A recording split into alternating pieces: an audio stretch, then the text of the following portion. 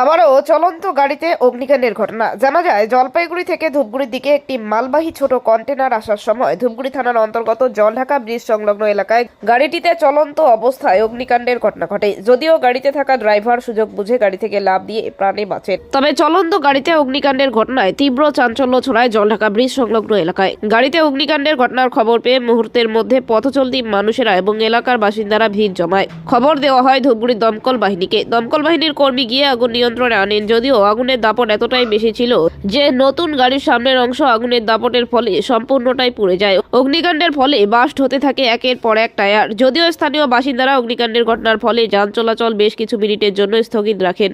খবর পেয়ে উপস্থিত হন ধূপগুড়ি থানার ট্রাফিক ওসি। যদিও এখনো পর্যন্ত যান চলাচল স্বাভাবিক রয়েছে বলেই সূত্রের খবর। ব্রিজটার নাম ছিল তখন এটা পুরো গন্ধ বেরোচ্ছে। আমি সাইড করে আমি স্যার দেখে বললাম, স্যার আগুন লেগে গেছে গাড়িটা, মনে পুরো একটু আগুনের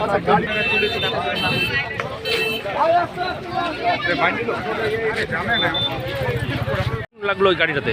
এই গাড়িটা এই যে ফুলবাড়ি থেকে আসতেছে, হ্যাঁ, আস্তে আস্তে উনি বললো, ড্রাইভার নিচ্ছিল যে ওভারব্রিজে ব্রিজের মাঝামাঝি গাড়িটা নাকি হিট হয়ে গেছে। তারপর এখানে আইসা গাড়িটা দাঁড় করলো।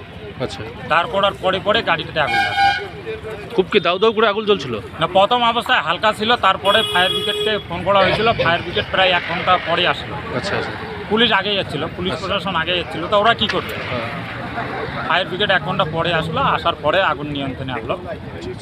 আনার পরে এই যে এখন এই অবস্থা। গাড়িটা কোন দিক থেকে কোন দিকে যাচ্ছে? গাড়িটা জলপাইগুড়ি থেকে ধূপগুড়ি থেকে। কি গাড়ি ছিল ওটা? কি গাড়ি? 4 চাকা ছোট গাড়ি, মালবাহী গাড়ি। এটা ছোটো গাড়ি, মালবাহী। আচ্ছা, আপনার নাম?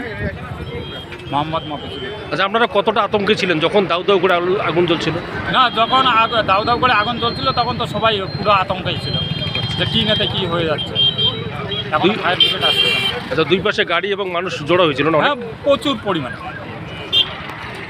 এই জায়গাটার নাম জলঢাকা।